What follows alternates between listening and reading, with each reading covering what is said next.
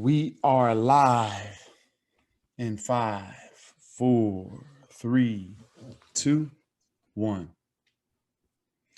What's up, ladies and gentlemen? Welcome back. This is your boy, Jason Avant, here with my teammate, my brother, my friend, Quintin Mikell. Q, say what's up to the people. What's up, everybody? Back for another installment. Excited. Let's get it. We're ready to go. So welcome, you guys, first timers. This is the Q&A show on Inside the Birds platform, YouTube channel.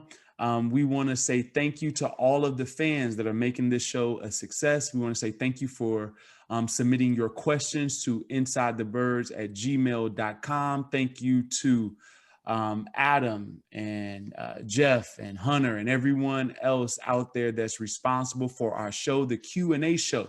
We come live to you not live, but we come to you every morning, Wednesday morning at 6 a.m. And we have a great time doing this show. We love football. We love talking about football, love explaining the game to you guys. We wanted to hear your feedback, your questions, and all of that. So please make sure you submit your questions to us.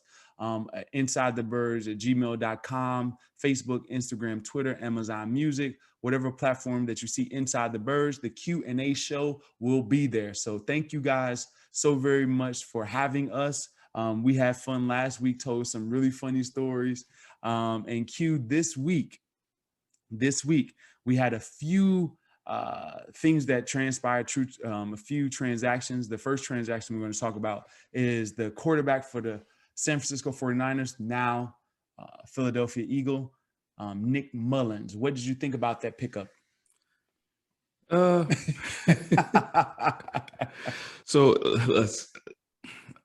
it's good. It's good to have depth. It's good to have some experience. It's good to have someone that can come in and kind of help, teach some good habits here and there. But, I wasn't really impressed with Mullens' his play, especially last season. Now, the team, the 49ers offense, and really their entire team was just completely decimated with injuries. And so it's understandable that he struggled a little bit. So, we'll see what we have when he gets on the field. But I'm not really expecting, I'm not expecting much other than, some depth and some experience and some kind of help in the quarterback room. So, which isn't a bad thing. It's not a bad thing at all. You wonder what's going to happen with Jamie Newman. Maybe he didn't impress doing these off-season workouts, so they bring in a more veteran player. I think that helps the guys down the line a little bit because you have more talent thrown to you. Yes. So when it's scout team and different things of that nature, you have another guy that understands and has some NFL experience. So those guys are going to be a lot better. And he won't be learning on the job like Newman would be. Last year, Nick Mullens, 2,000 yards, 12 interceptions, 12 touchdowns, very, very average or below average. Had an awful game versus the Eagles. That's what I remember. Yeah. And I was like, man, this guy is giving us life here, giving us the ball, right? So, and the Eagles turned the ball over pretty well against him. I remember Alex Singleton's pick six. So, last year I credit him for getting us that win on the road. So I'm appreciative, and if this is a reward for winning us that game last year, maybe that's why the Eagles signed him. I don't know, but other than that. Is not too sexy. It just kind of like to me, like, what do you? So we've talked about this before. The whole thing that Sirianni is talking about is competition. I understand that it's tough finding backup quarterbacks, but it doesn't seem like there's and. It kind of goes both ways. I understand it, but it doesn't seem like there's much competition right now at the quarterback position. I mean, what do you think about that? So I think that there will be competition. The quarterback position for Jalen Hurts is a prove-it season, right? Yeah. So if Jalen starts off hot and continues to play well, he's going to win over the city. He's going to win his job outright. True.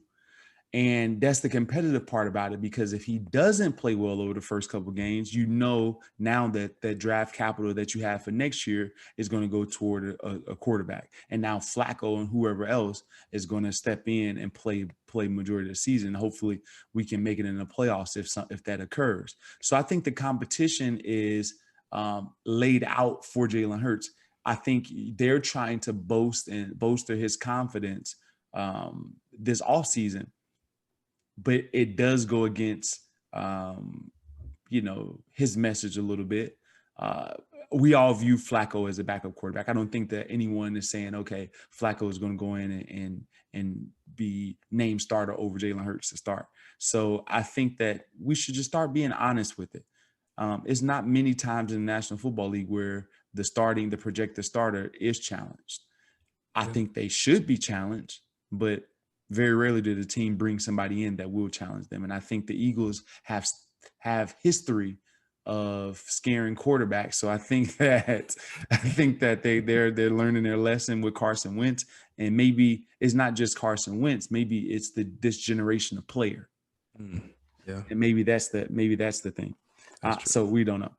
Yeah. All right. So the next signing, Q. The next signing that we have this week, both things happened this week, last couple of days, is Richard Rodgers. Richard Rodgers have been on the Eagles outback team, out back of the house, just waiting for an opportunity for many seasons, right? So, they've cut him. They brought him back. They've cut him. They brought him back. They let him go in free agency. They bring him back. Richard Rodgers is one of those guys that's very, very hard to let go because you need stability. He is not a burner. He's very slow for a tight end, especially. But he's tough as nails. He blocks really well, and he catches the ball when it comes to him. And there's a spot for a guy like that in the National Football League, and that's usually the second or third tight end, depending on how dynamic your offense is. But that's just a telltale sign that the chances of Zach Ertz remaining on this roster is very, very low. I don't necessarily know what the Eagles are doing in that situation, but picking up Richard Rodgers is definitely a good sign that Zach Ertz's days won't be much longer. Yeah, and it sounds like what you're saying is Rodgers is kind of an insurance policy, and he's kind of he's a guy what you're gonna get. He's a guy that's gonna be there. He's gonna work hard. He's gonna he's gonna block. He's gonna do all the dirty work, and then he'll, if need be, he's got good hands, and he can catch the ball, right? So maybe this, I agree. Maybe this is changing the guard. Maybe now, hey, it's looking like they're gonna move Ertz, and it's tough, man. It's tough, man. But it's part of the business, I guess. When I think of when I think of Richard Rodgers, I think of a player that comes to my mind because of how many times he was let go and brought back. This is a throwback name. You have to be an Eagles fan to know this. You have to be a serious Eagles fan to know this. J.R. Reed, the safety. Oh, wow. Yeah. Right? Remember J.R. Reed one season? I believe J.R. Reed got cut for about 3 weeks in a row, and they kept bringing him back because somebody kept getting hurt. And it was season after season because he had the drop foot because, he had what Liz Frank, and he never really recovered from it. And but they kept bringing him back over and over again. And that's what I think of when I think of Richard Rodgers. It's like, man, every season the guy gets brought back. It's hard to get rid of guys like that because they know what to do. They're limited athletically, but they know what to do.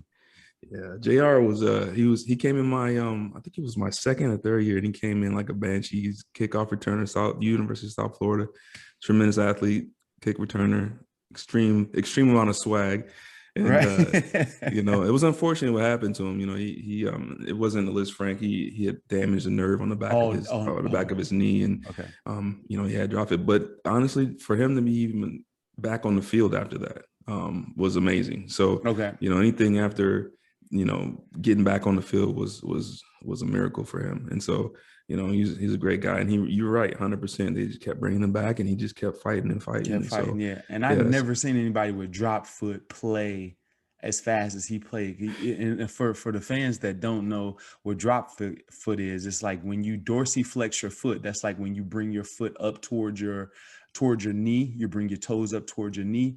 He couldn't do that it just stayed limp the entire time. So it was very, very hard to play the game like that. But he figured out a way to do it, and that dude was tough as nails. And they couldn't get rid of him for a while.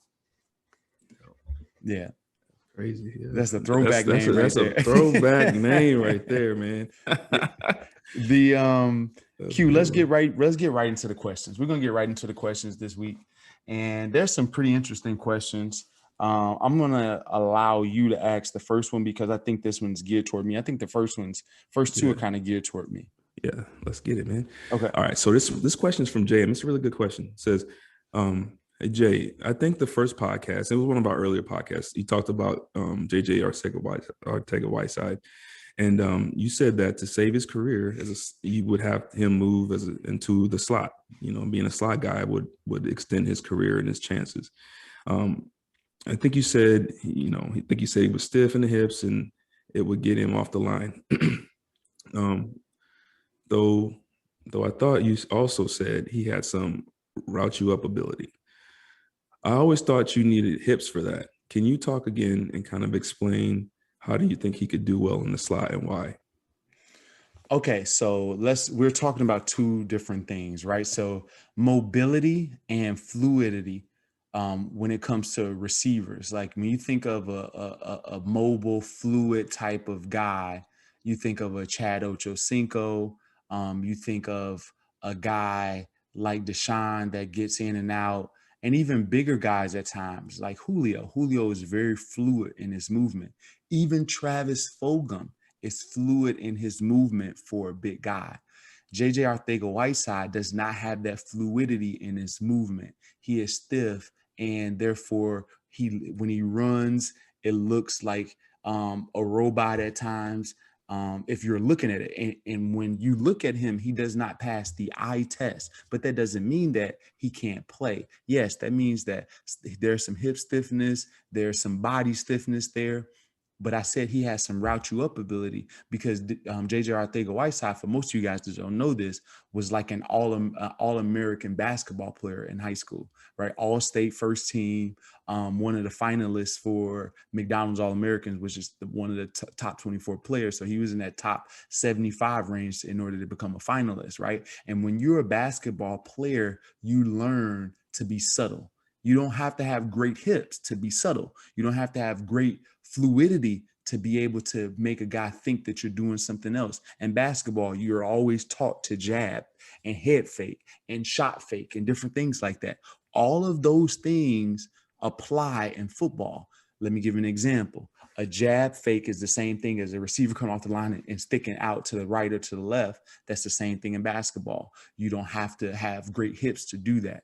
Also, if a guy's going to do a shot fake in basketball, it's the same thing at being at the top of your route and looking up for a ball when you know the ball is not coming up in order to get a guy to look and get out of your break, right? All of these little subtle things can get you open in the National Football League. And JJ Arcega-Whiteside, if you look beyond the way it looks, there is some value there. Will teams get past the way he looks on the football field and start to break down what he actually can do? If you give him a couple routes and you give him the ability to be himself, which is a natural basketball player, he'll come up with the way in order to get open.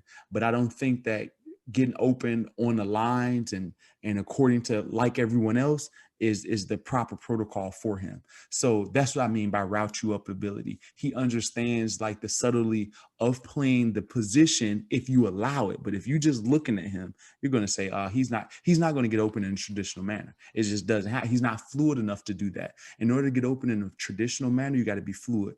In order to use subtlety and craftiness in order to get open, that's what he needs. That's explaining what I mean when it comes to that. Okay. So like what everything I'm hearing. So let me put it, because every time you talk about him and you break this down for everyone, I'm listening. I'm like, in my head, I'm like, that sounds like Marcus Colston for the Saints when Drew Brees was there. Like I'm envisioning that type of player. And is that something you think that he can get to?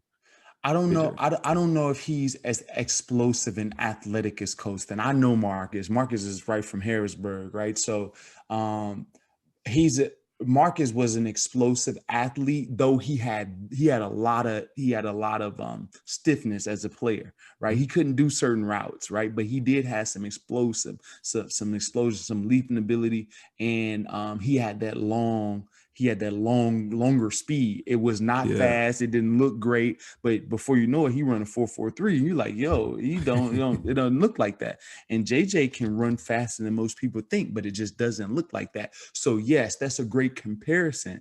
I don't think that he's as explosive as a Marcus Coaston, but it's in that same category, which is a great comparison. Do I believe that he can get to that? Jalen Hurts got to become Drew Brees, right? I don't think Marcus Coaston would be Marcus Coaston without Drew Brees. So, yeah. So, but that's a great comparison. Is there and is that Jeff that asked from inside? Is there a JJ Arcega-Whiteside comparison with Jordan Matthews? Is that was the question there? So yeah. So some people would say it's like I think Jordan Matthews, I think the two are similar, but I think that Matthews was an extreme try hard guy. I think that, and I don't think that Jordan Matthews had any ability, not any ability, because that's just flat out wrong. I don't think that he had the ability in order to have the subtlety and craftiness that JJ Arcega-Whiteside possesses. Just from that, most of the time, guys that come from the basketball court to the football field, they usually have the ability of craftiness in order to get open. It doesn't mean that their hips are going to be the greatest or anything like that, but they understand a little bit more how to make a guy think that you're going left when you're really going right, of things of that nature, because you always have to set up a pick. You always have to set up a cut off of a pick. You always have to fake up to pass low. You always have to do something like that. So, correlating that to the football field is a lot easier. That's awesome. I like that. And see, and this is the thing. I'm on a whole nother track right here, but I deal with a lot of parents, and I can't stand when parents make their kids specialize in a sport. You just heard it right here, right? Cross training, right? One sport can help in another sport, right? So all the parents listening, stop putting your kid in one sport all year round. Let them play multiple sports. I know we got off on that, but I just had to say it, man, because it's truth's in the pudding, man, right there. Just right? True. The best deep ball receiver, like as far as tracking the football that I've ever seen, just tracking it, was DeSean. I've seen guys that can do it. Randy was one of the best ones ever, right? He's a high pointer tracking type of guy. But the reason DeSean was so great at it is because he was a center field and played baseball, and he understood it. And there's a science to all of those things, wind and all of that stuff, how high the ball is and when it's going to drop down. Doing that over and over again just makes you better. And so, yes, cross-training helps kids a bunch. Yep. All right. So this next one's for you as well. And this one's really good too. This one's from Unmoved Mover. I don't know if you're a man or a woman, but this person says, last season, none of our receivers could seem to get separation on a consistent basis with the exception of a few individual plays here and there. Why did this happen so often? And why do you hope, and do you have hope that it will turn around? To the unmoved mover, I have a lot of hope. The reason I have a lot of hope, because I was there last year and I saw a bunch of young receivers trying to learn the NFL and learn a new system and know how to operate in that new system. And you saw the plays there to be had, but their youthfulness messed the play up. And so that's why I'm encouraged. Also, when you bring a guy like Devontae Smith in that's used to press coverage and all those things and is a winner, it helps. And then and Nick Sirianni is a receiver guy. He's a receiver coach. He's been a receiver coach. And so I believe that there's going to be some positive changes there. However, I'm going to show you guys what I mean, and I'm going to screen share so you guys can see a play that the Eagles had wide open that should have had, but young players kind of messed it up.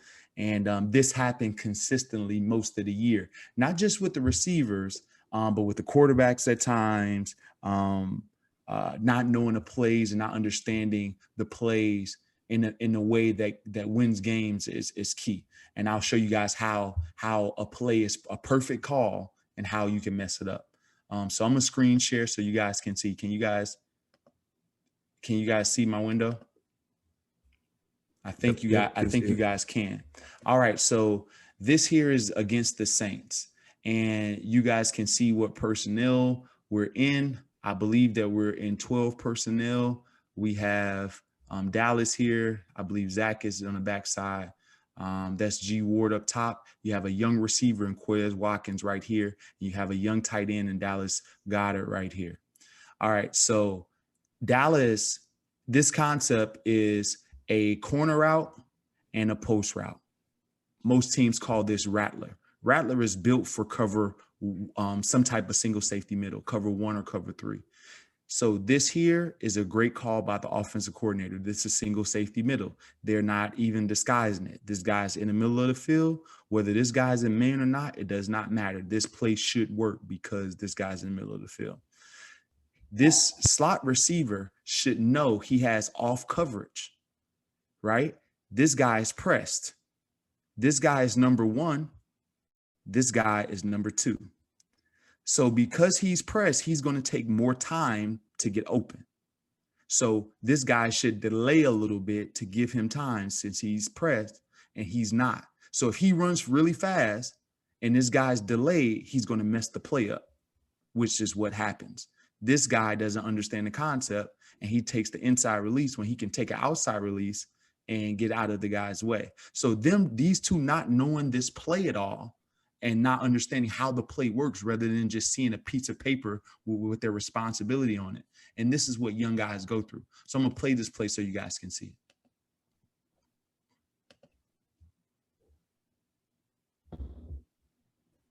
Are we going here?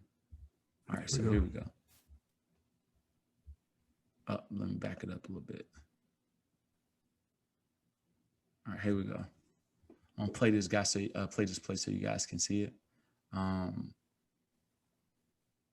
So these two run into each other, and that should have been a completion, a very easy completion, because Goedert got a little bit too horny.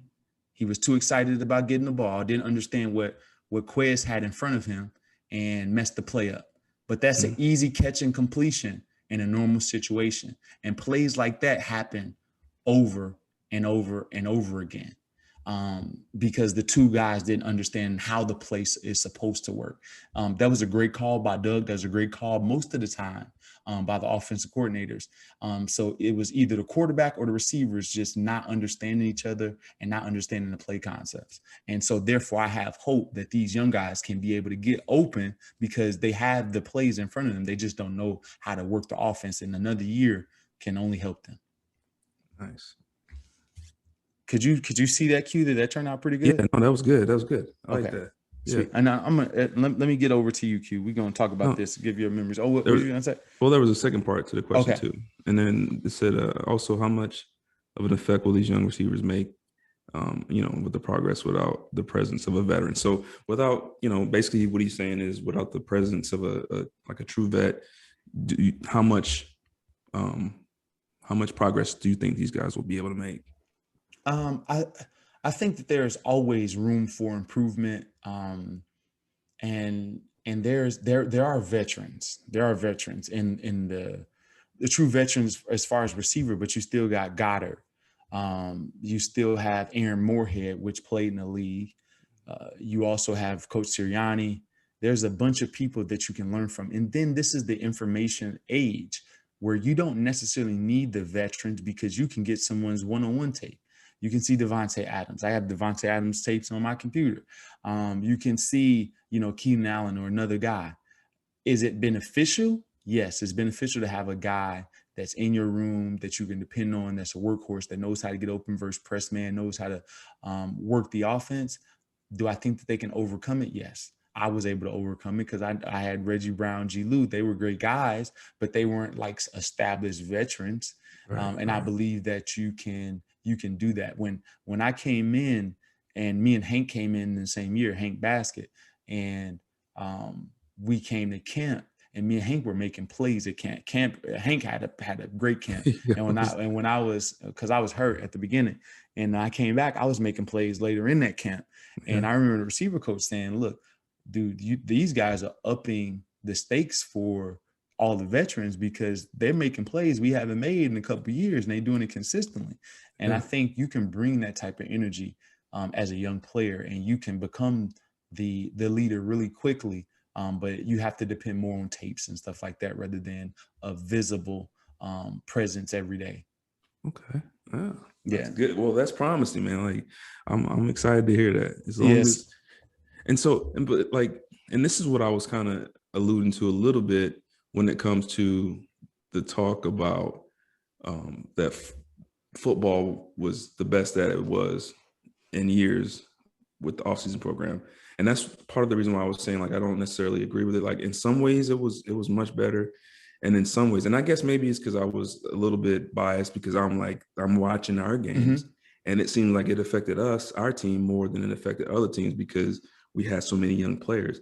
But it seemed like without the offseason program, without really being able to get on the field and like work out them little kinks and stuff, you saw a lot of that last year. And so I sit and I think, man, how different would the year have been if it wasn't for COVID? A lot of stuff would have been a lot different. Yeah. But it's just frustrating, man. It is. It's and like you said, like I was saying, like these are the little things that you can work out in practice, right? You can stay after a little bit longer. You can go out a little bit early. You can get together in the film room and kind of, hey, how do you see this route? How do you see this coverage? How do you see this playing out? And then you talk to each other and you figure it out. And I just feel like, I don't know if this group last year necessarily were able to do those type of things. They weren't, right? Yeah. So they weren't at all. And this year they get a little more of a normal off season, but it's a new coach, a new system, right? So they're learning stuff again. But having a year experience in the NFL is always beneficial, whether you have to learn new information or not. You still understand the type of players that you're going against, the type of defense you're going to see, type of rushes you're going to have, all those things, right? So that those things are beneficial. But I agree with you totally. We've definitely been hindered, and hopefully we can get over that this upcoming year. Jalen Hurts is the right mindset for it. I just hope that he plays well so he can, win the city over. And also, I would love to use those draft picks next year on players and not quarterbacks. And sorry, you guys, if you were offended by me saying players and not quarterbacks, because quarterbacks are in their own category in my book. I'm not saying they're not NFL football players, but they're in a different category. They get paid more. They get treated different. They're in a whole different category. They're different category. Yeah, they live in Calabasas. We stay in East LA. That's just the truth. Even the backup quarterbacks, man, they get treated different. The backup quarterbacks get paid more than the starter receiver most of the time, right? You Chase Daniel get $10 million. Like, but that's some bull. Now that's right there. Now that's some bull. That make you mad right there. You're like, boy, this dude back up like Drew Brees, back up, Alex Smith, and now this dude can make $10 million. I'm like, this is nuts. Like somebody need to get slapped for that.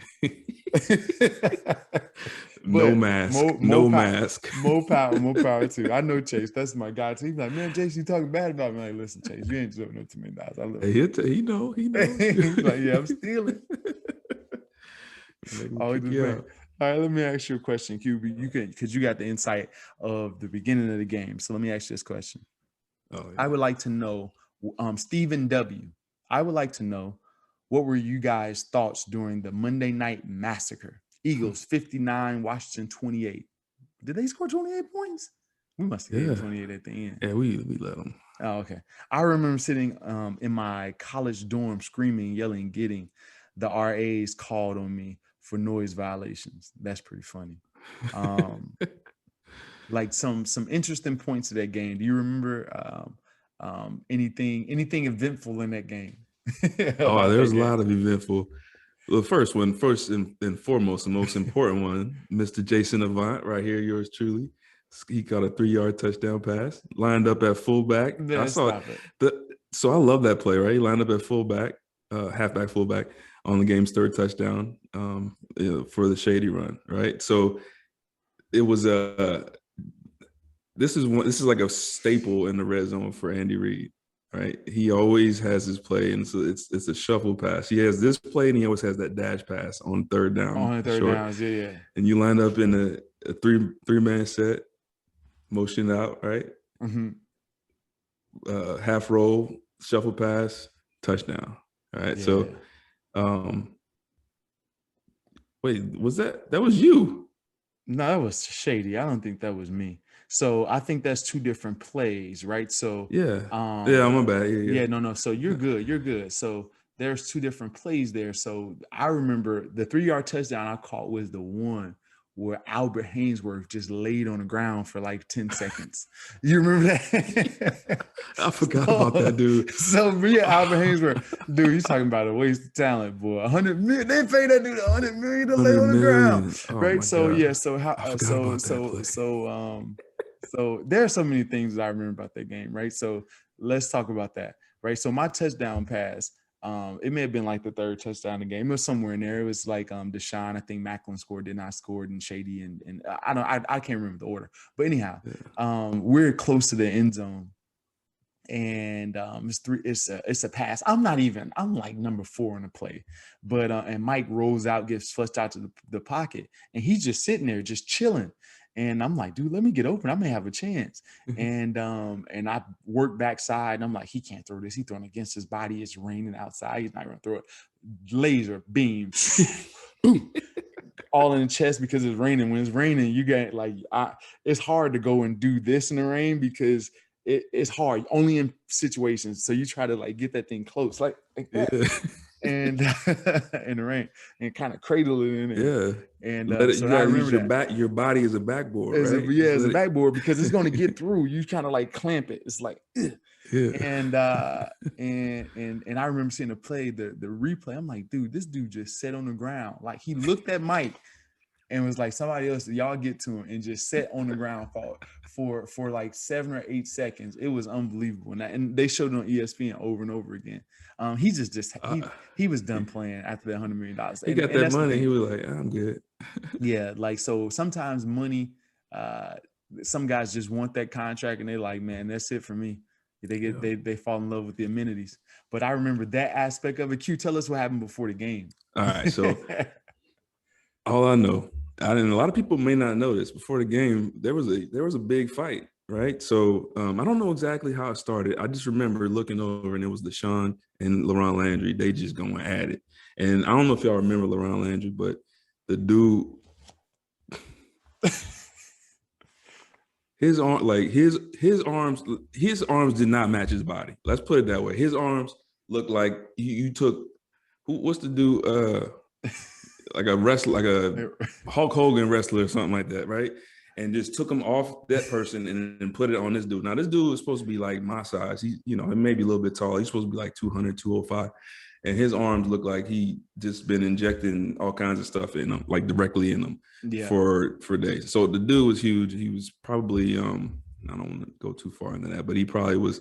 No, he got dinged. He got dinged for got dinged for the PEDs performance. Yeah, he got dinged 3 times, I think, for it. So, was it 3 times? Yeah, he got called a lot of times for it. Oh, yeah, man, I didn't know that many times. Yeah. So they're drawn for the game. So all I remember is going back into two or 3 times. It's definitely 2, but go ahead. Yeah.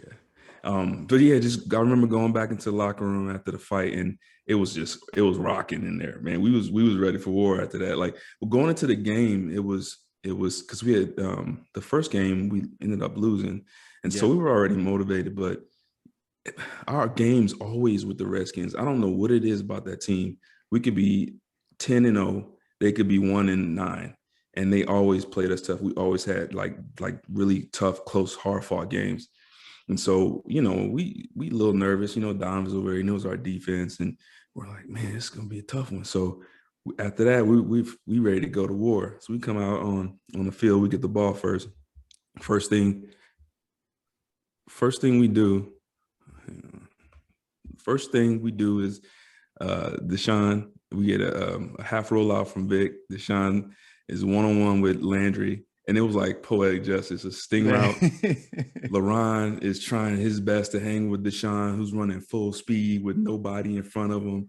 Mike throws a dime bomb. DeSean catches it, 80-yard. I don't even know how long it was. 80-yard touchdown, and that was it. Like that's the one play that I remember, like that game for sure. Like that. After that, it was like, this is it. We about to blow them out. Man, that game was amazing. I mean, and I'll let you talk about what you remember, but I just remember I've never seen the offense. There are very few games where I felt like every single play worked. Like that game for our offense. It was a great call game. That was amazing. Oh my God. Yeah. It was like Madden. Like, it was like they knew exactly what coverage every single play was. I mean, it was just like they couldn't do anything to stop us. And defensively, we had 3 picks. Demetri Patterson had 2. Yeah. Kurt Coleman had 1. They scored 28 points, but I mean, it was late. It was crazy.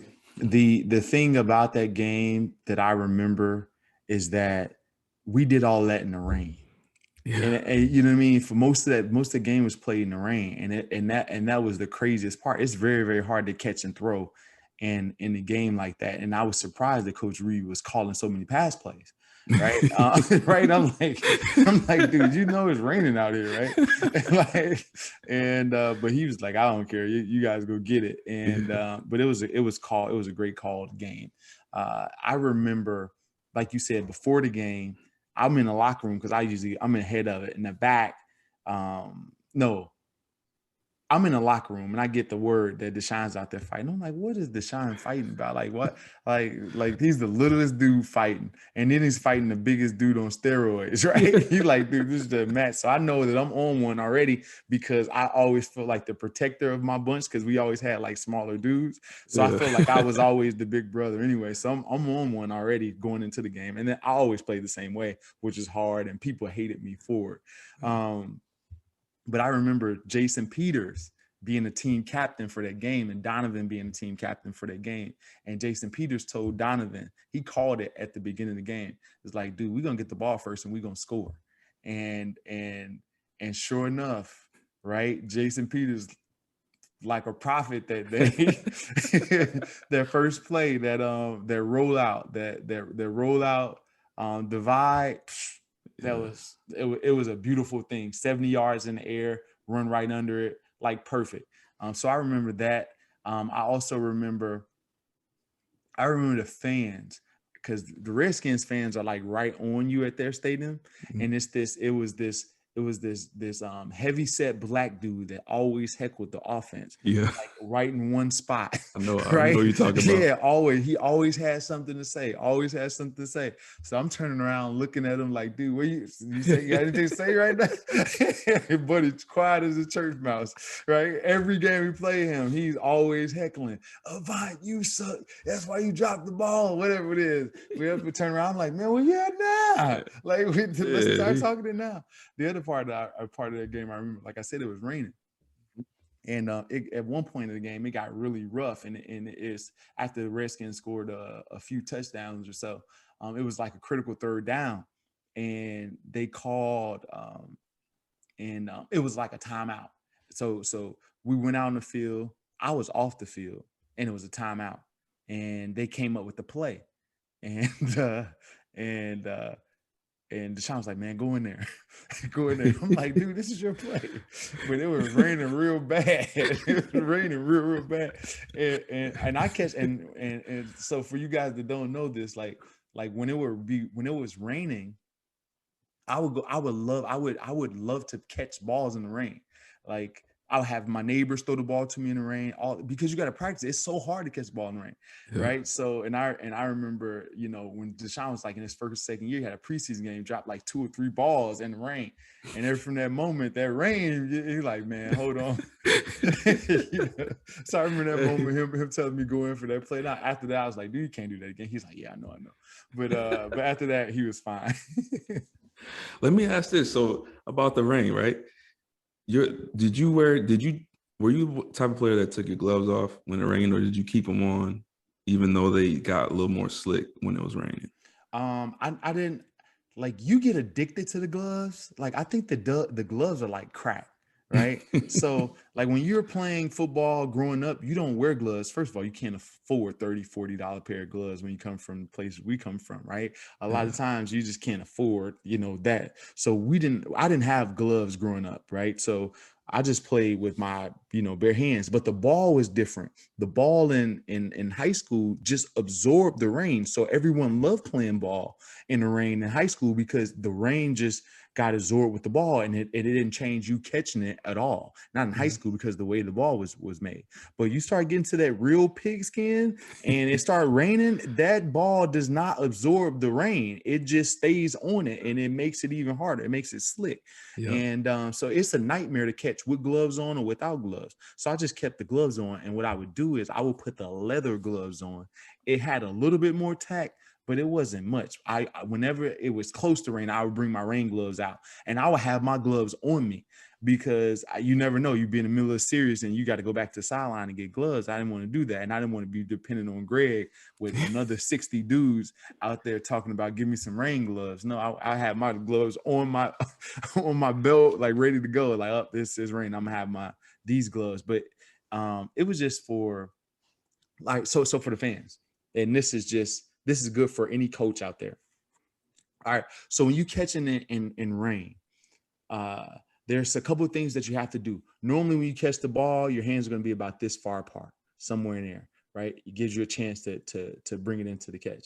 When it's raining, you know the balls are going to go through your hands. So your hands goes from here to like this. They should be touching each other, right? You made that diameter smaller. So now the ball has less chance to go through. The other thing that you have to do is tighten up your forearms, right? And tighten up your hands, right? Put your hands together and make sure that you're squeezing from that position in order to get the best way to, that's the best way to catch the ball in the rain. If you don't do that and you try to catch it regular, you're going to be half and half. You're going to, miss way more than you catch. But if you tighten them forearms up, strengthen in your hands and bring them hands together, you got an opportunity to catch the ball. There's no other way to do it but like that in the rain, and you don't worry about yards of the catch in the rain. So don't tell your kids to go and score a touchdown in the rain. No, you're trying to keep the possession of it. Don't worry about yards of the catch. If it happens, it happens, but try to keep possession and keep the ball away from it being turned over, because whoever turns the ball over is going to lose, and that's the way you do it in the rain. Yep. And we on defense, we taught that. Yeah. Especially in the rain, you punch it, hit it. Punch it, hit, that thing coming out. It's coming out somewhere. Be ready. So there you go. All right. Yeah. So that thing was really fun. Actually, it was really fun. That was a fun game. All right. Let me ask you another question. Okay. All right. Let's transition to a different story. All right. So John is going to ask this question. John N. If you could go back in time, what advice would you give to yourself as a rookie? Second, if you were a scout, what personality traits would you look for in a receiver or DB? Or DB in your case?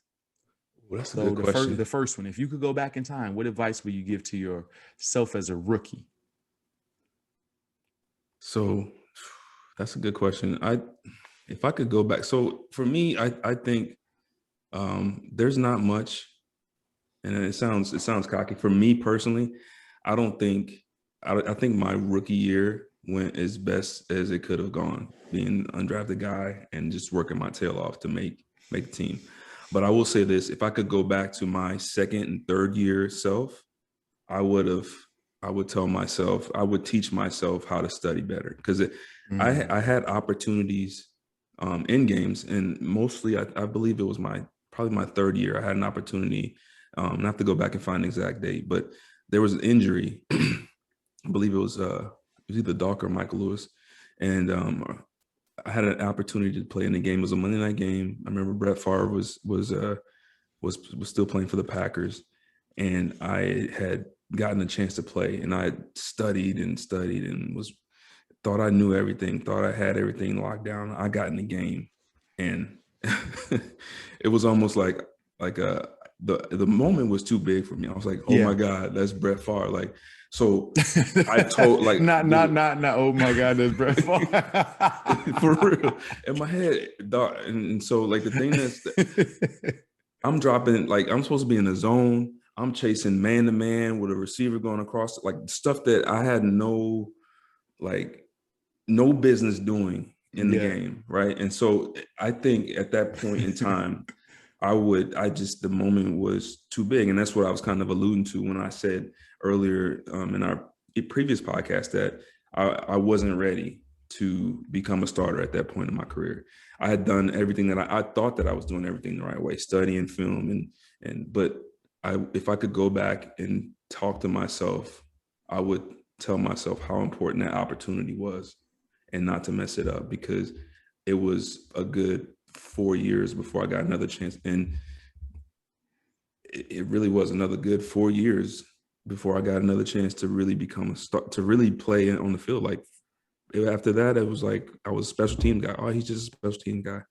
You know, I remember he got a chance to play in the game and he totally wet the bed. Like, you know, so I would say I would go back and tell myself, number one, you don't get very many opportunities. You better be sure 100%. Even when you think you know everything, go back and double check. Go back and watch some more film. Go back and ask the coach more questions. Go back and make sure, because if you mess up this opportunity, there's no telling when you're going to get another opportunity. And I was fortunate enough to get another chance. I was fortunate enough to have a coach in Andy Reid and Sean McDermott and those guys that were in place for enough years to where I was able to get another opportunity, because it doesn't happen very often. Don't happen. So that's what I would great tell advice. myself. That's great advice. That second part of the question, then I'll go with it. Second, if you were a scout, what personality traits would you look for in a DB? Me personally? So to me, the thing I want to know first, first, are you an aggressive player? Do you study? Are you willing to do the dirty work? Like those are the three things to me that I would love. Okay. We've talked about it before. At this level, pretty much everyone's very similar. You're going to have fast guys, you're going to have big guys. But the things that set people apart at this level are your work ethic, your brain. How can you process things, especially as a safety, especially as a DB? How well can you process things and try to decode what the offense is doing? And then the last part is, are you willing to put a hurting on somebody? Because at the end of the day, no matter if you do all those things the right way, they're at advantage. They're still going to create plays. They're still going to create ways to get the ball in their playmakers' hands. Are you willing to do whatever it takes to take that man down? And so if they can do those three things, and obviously, they got to be athletic enough. Those are the three things that I'm looking for personally. What about you?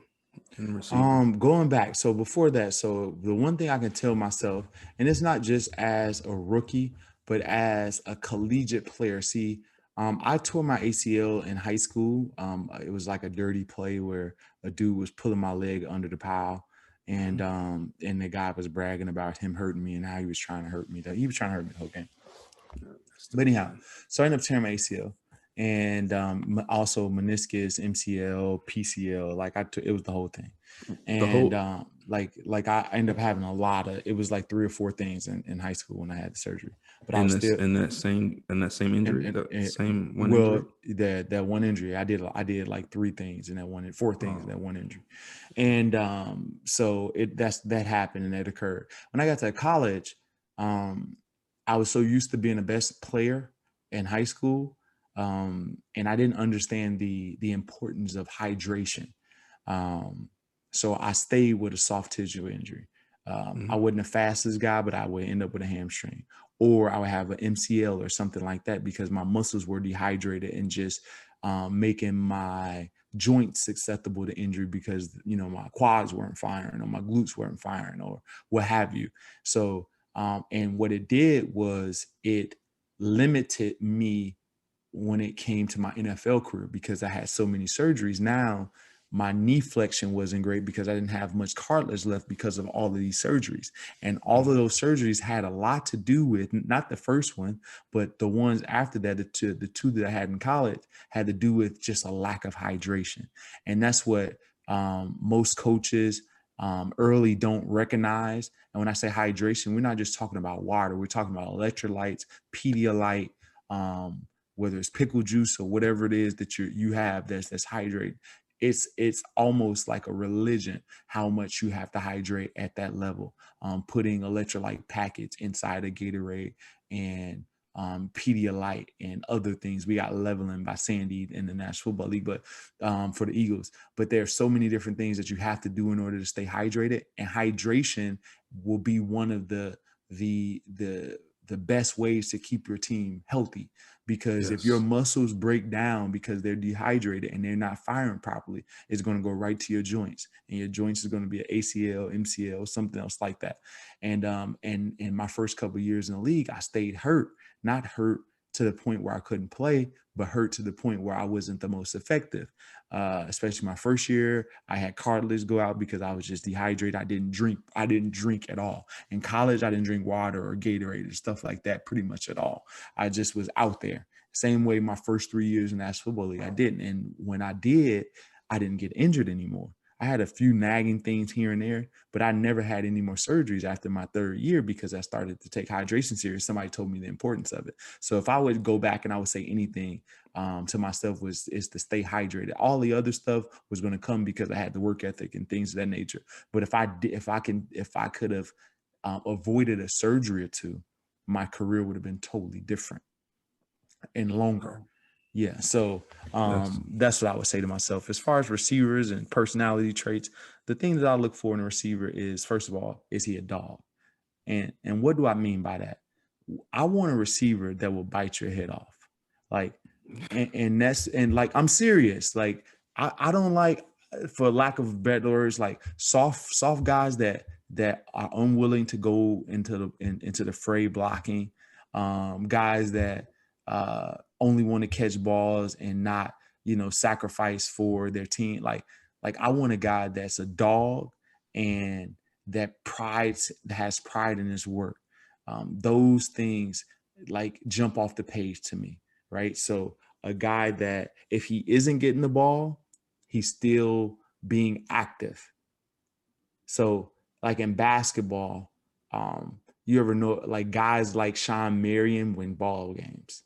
Guys like Kenneth Faried win ball games. Guys like Dwight Howard now at his age, guys that come off the bench with energy, Montrezl Harrell, so on and so forth. Guys like that win ball games for you because they bring so much energy, right? Even when the ball is not in their hands. I want a receiver like that as well, that they're finding work even when the ball is not in hands. Jason, how can a receiver find work when the ball is not in hand? There's so many different things that you can do in a football field.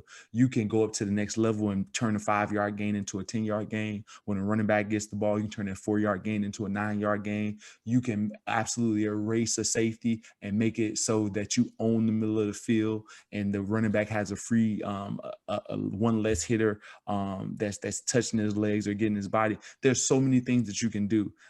You can actually just choke people if you wanted to when you don't get the ball so they can be intimidated by you. That's what I would do when I didn't get the ball. I would try my best to get my hands underneath the chin strap, right? In order just to make them uncomfortable, right? These are the things that I would be looking for, right? So you want like a nasty dude and you want a dude that's kind of selfless too, that's not counting catches.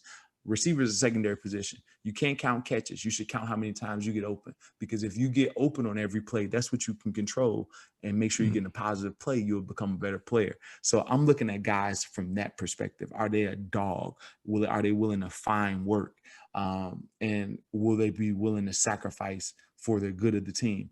Everyone loves the diva receiver, but think about it. How many diva receivers are Super Bowl winners?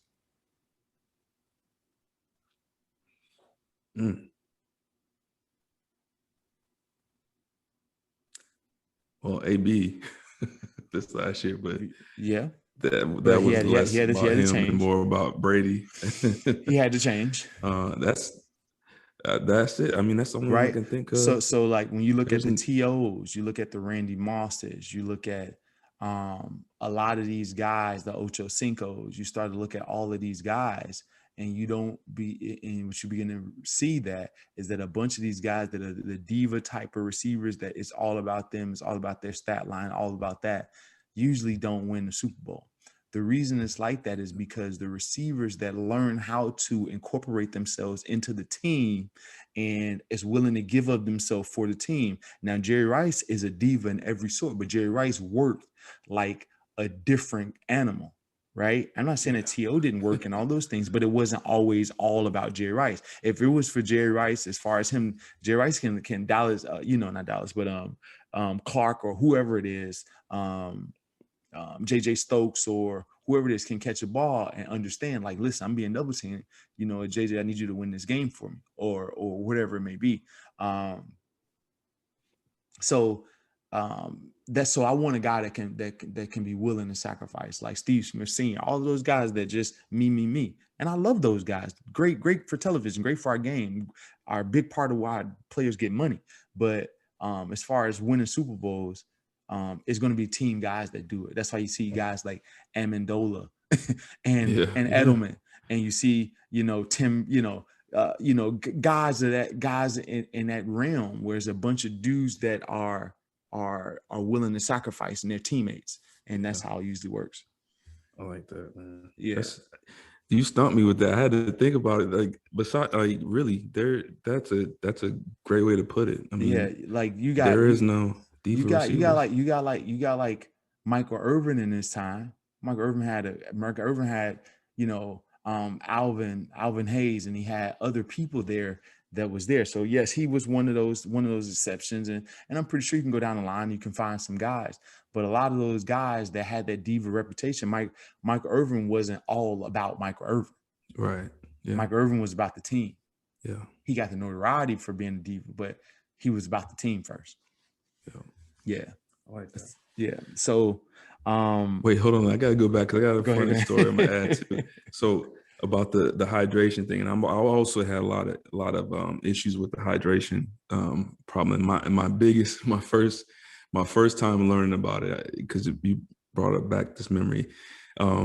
So this was either my first or second year. So it was the year of the second Miracle of the Meadowlands, when we're up there playing the Giants, and they punt the ball, Westbrook runs it back. So back then I was number 46, and if anyone sees this play on go YouTube, it's hilarious. If you watch the rear angle, so the TV cuts and you see Westbrook running from the end zone shot, and I was number 46, right? So I'm running, and it was cold that day, right? But I wasn't always the best at hydrating back then. So towards the end of the play, it's almost exactly as Westbrook is breaking away and about to score a touchdown, I feel my hammy. So that hammy tightens up, and I get my first time ever getting the trigger point on my hamstring. And I'll tell you, man, that is probably one of the most painful things. Like, I can't even imagine how actually pulling a hamstring, like a real pull, feels, because I felt like I just got shot and I wanted to go down.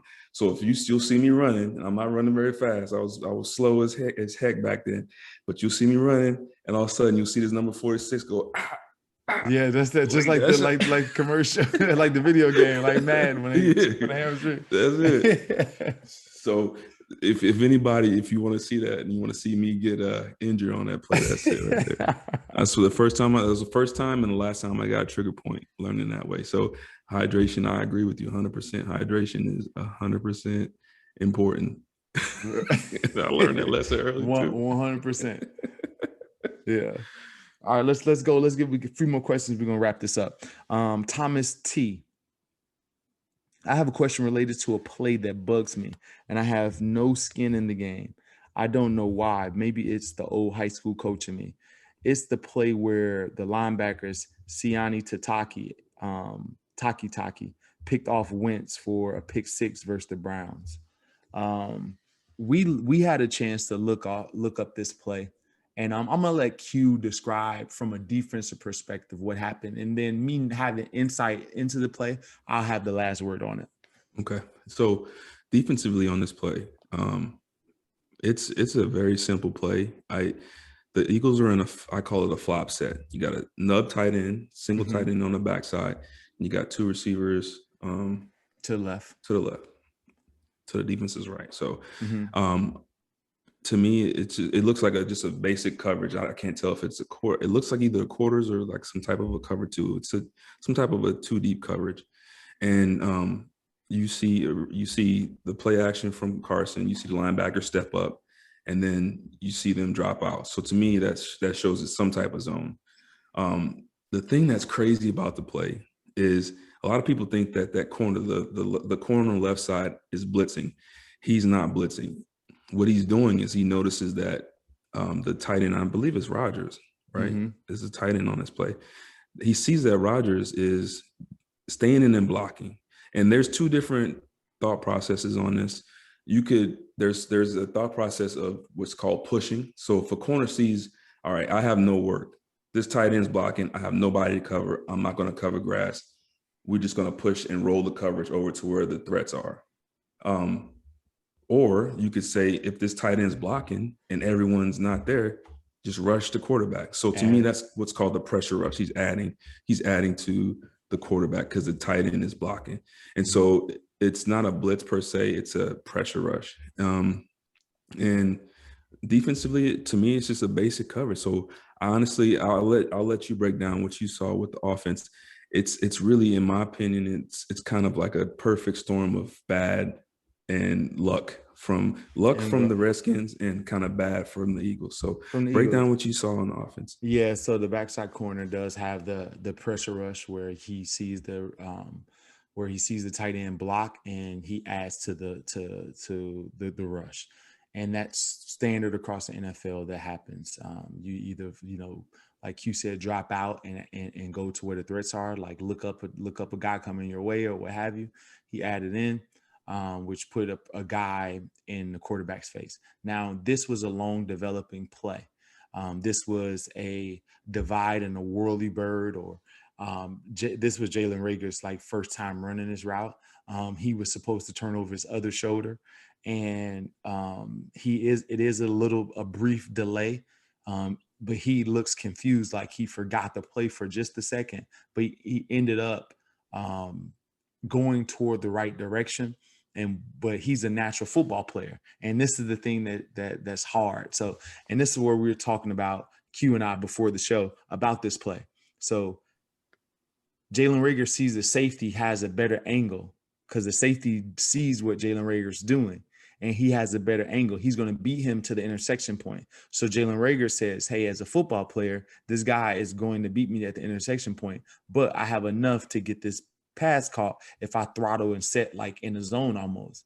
And Carson Wentz wasn't expecting that. And all week in practice, the ball has been thrown 40 yards down the field, all the way down the field, and Jalen Reagor runs under it and such, so forth and such. But now you have added rusher that's flushing Carson out. You have a young receiver that's making things up a little bit. But his instinct was right based on what was in front of him. That's a very, very hard concept to understand because every coach in the National Football League is going to cover their butt and say, Jalen Reagor, you got to run this route. I don't care what this is and that. But check this out. A lot of touchdowns are being caught by intuition. And usually when the quarterback and receiver have the same wavelength when it comes to in-game adjustments and intuition, the intuitive plays that happen, that should have been the completion. But Carson Wentz he's good at the scramble drill.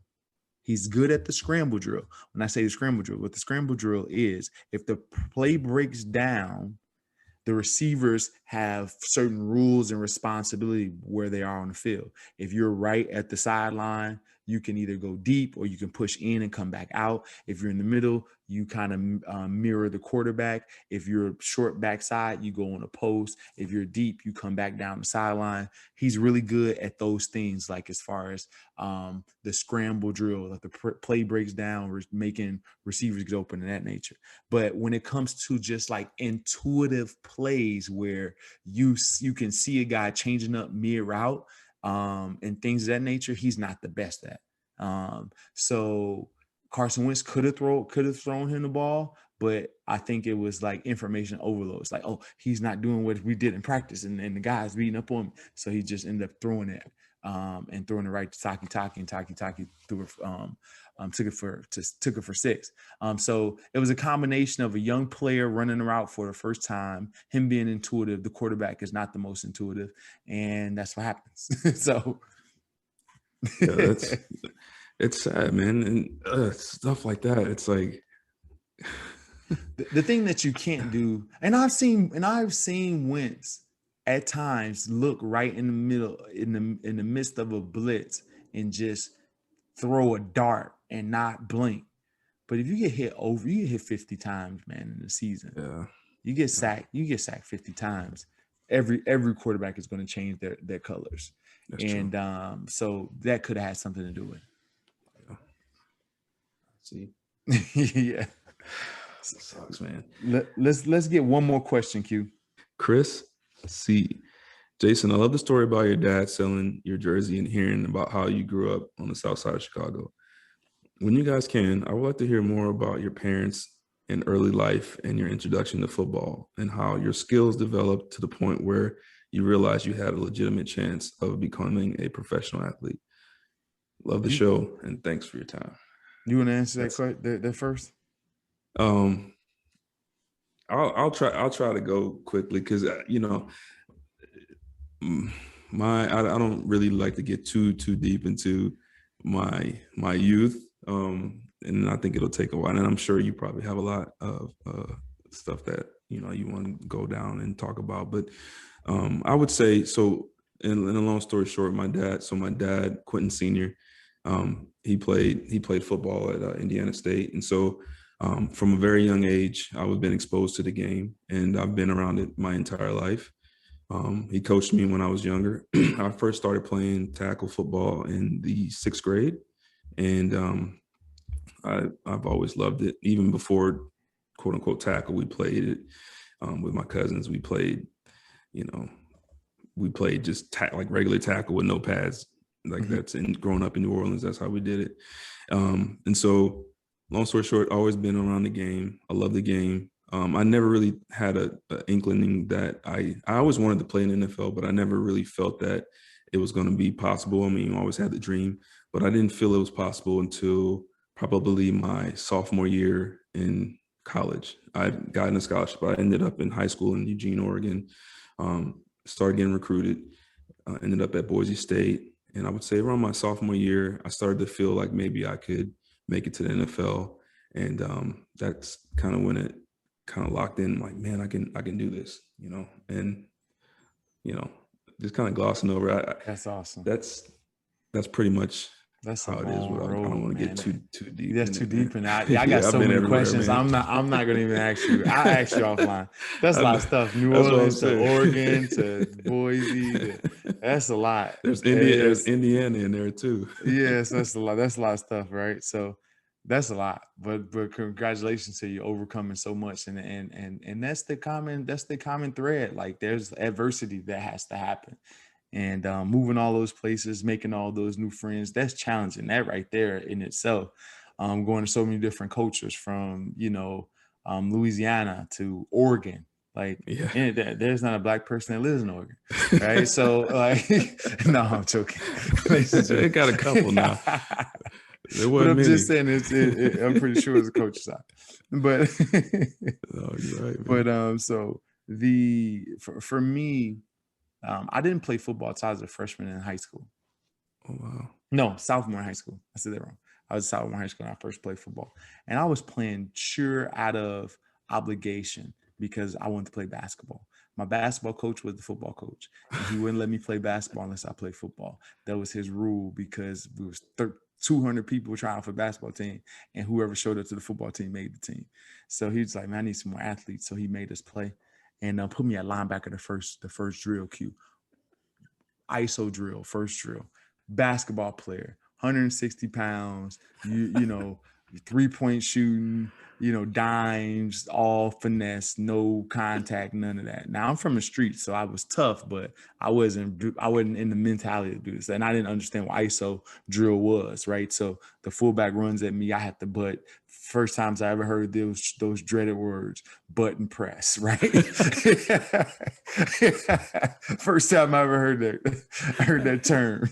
It's like, yeah, you got a button press. Like, what? I ain't touching nobody but. Right, so the first time you hear that term, right, so button press, those dreaded words. So button press and make the play on the running back. So the fullback comes at me. He's a senior, mind you. I'm a sophomore. Like I said, I'm 160 pounds.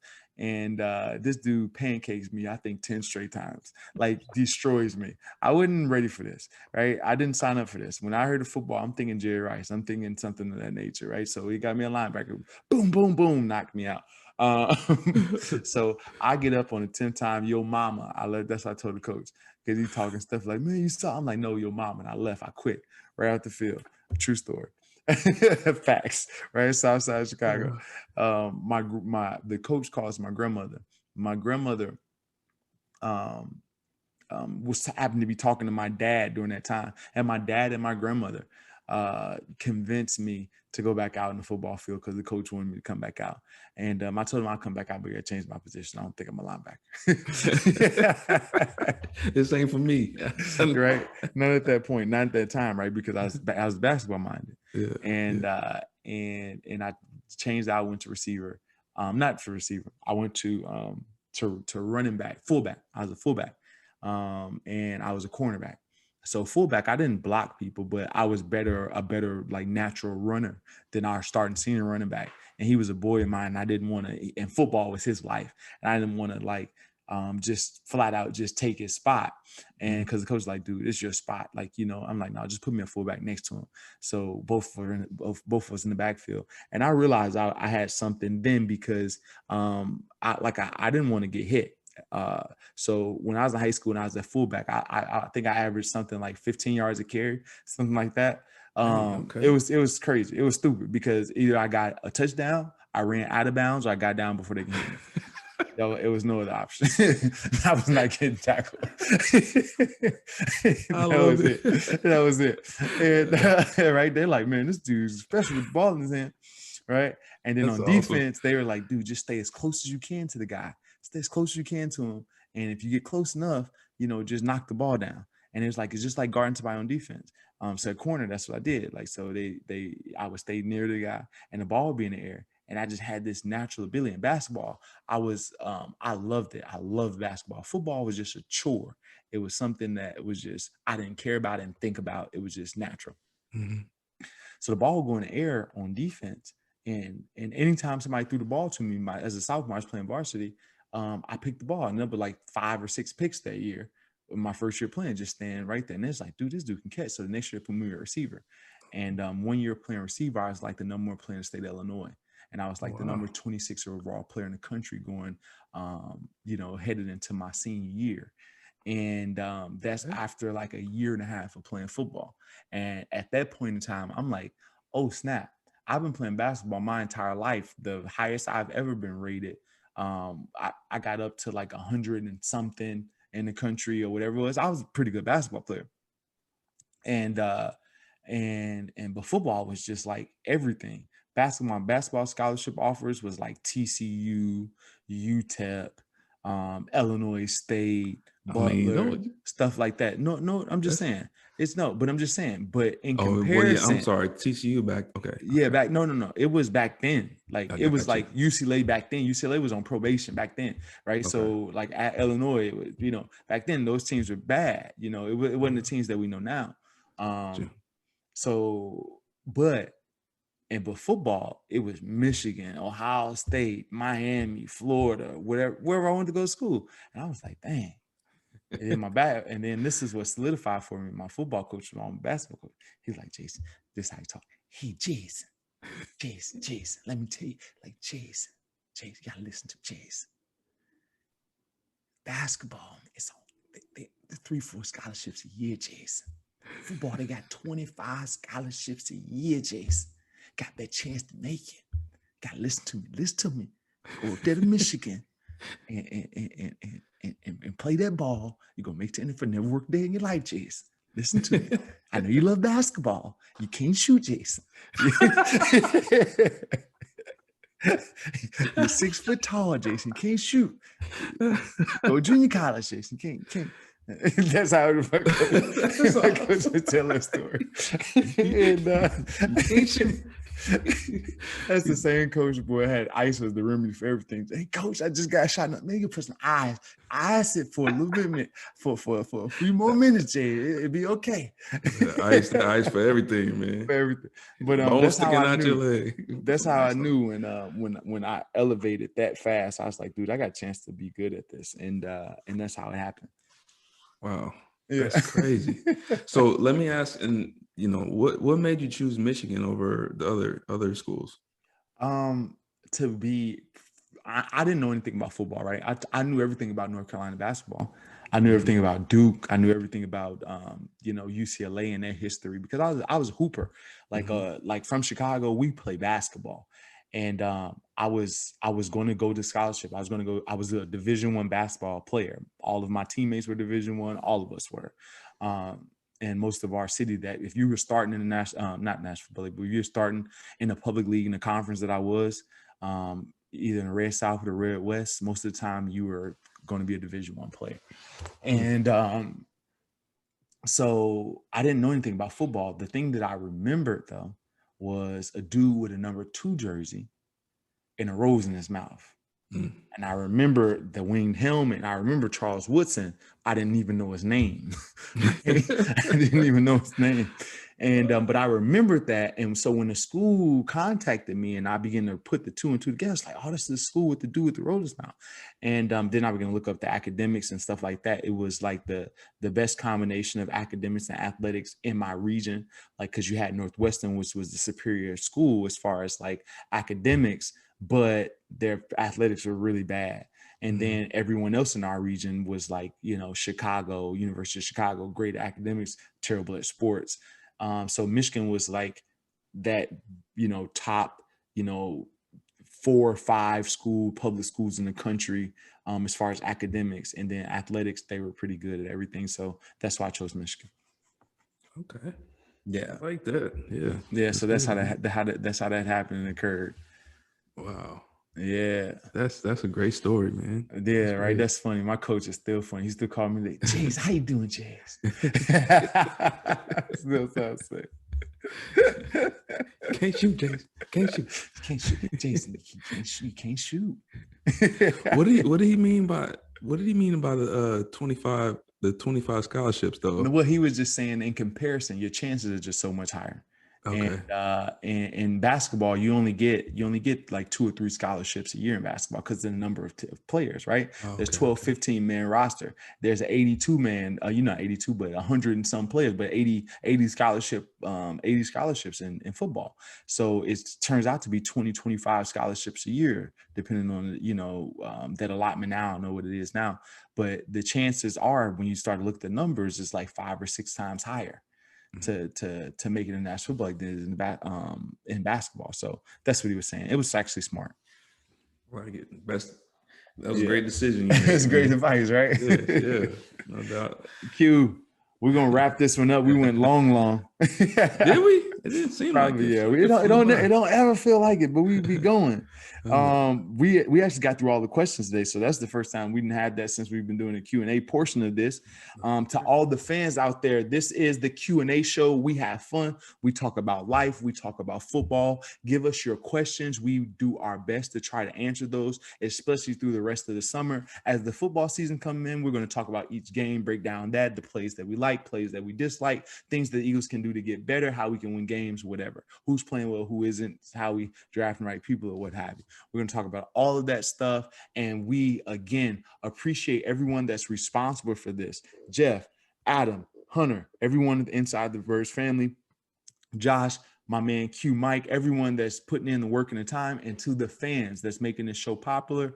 Thank you guys for joining in with us again for another episode of the Q&A show. We'll be back here again next week. Check out this show dropping tomorrow morning at 6 a.m. We'll make sure that we post it, and we'll have some sound bites there for you guys. And Q, you want to say anything to people before we before we exit?